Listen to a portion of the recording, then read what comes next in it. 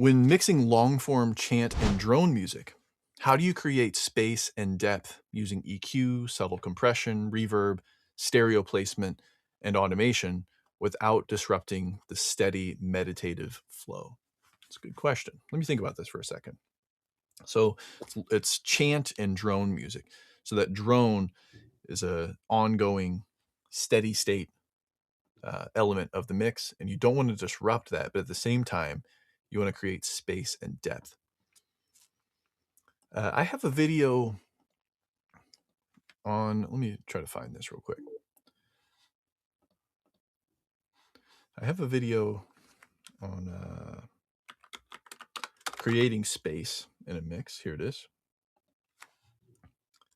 And I'll put that in the comments section below. So this video was based on a video called The Art of Mixing, I think.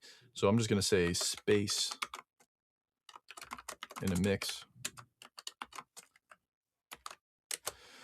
And if you click that link in the comments below, that will link you to a video where I talk about the different things you can change to create space in a mix. And some that come off the top of my head would be panning.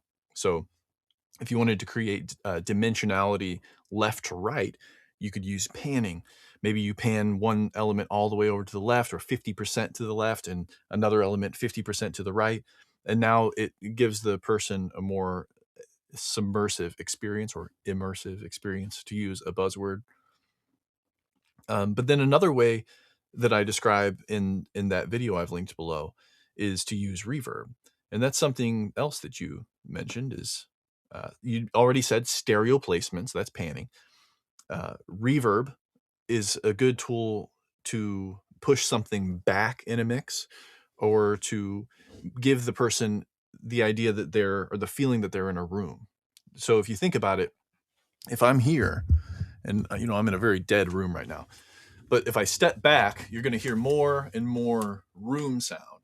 So that's kind of like turning up the reverb.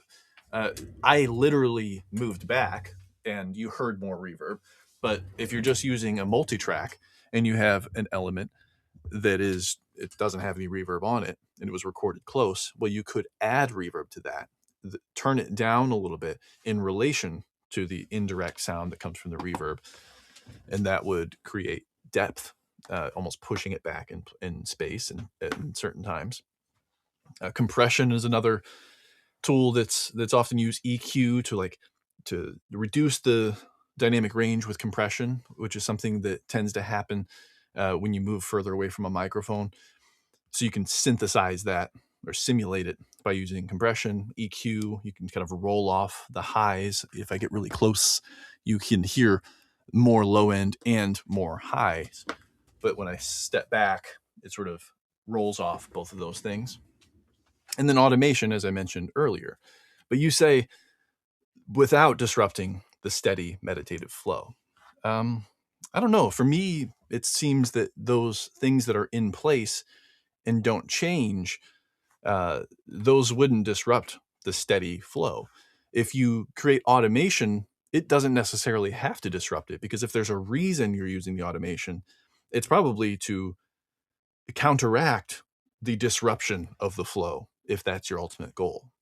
So I would say, I want to give you a good answer, but I don't think these things inherently disrupt the flow. If you're using them for no reason in mind, maybe take them out and ask, where's the flow being disrupted already?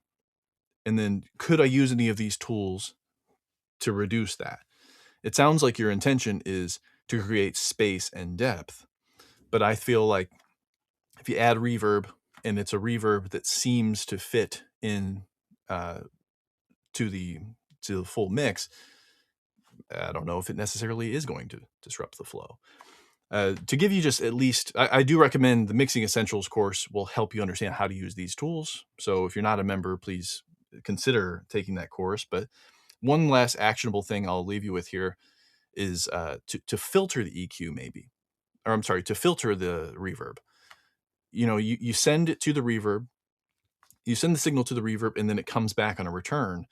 But that doesn't have to be the way it sounds. You could also further shape the sound of the reverb return by maybe putting an EQ on the reverb return and taking out some highs or taking out some lows so that the reverb isn't full range, but it's really just reverb within, let's say, the mids.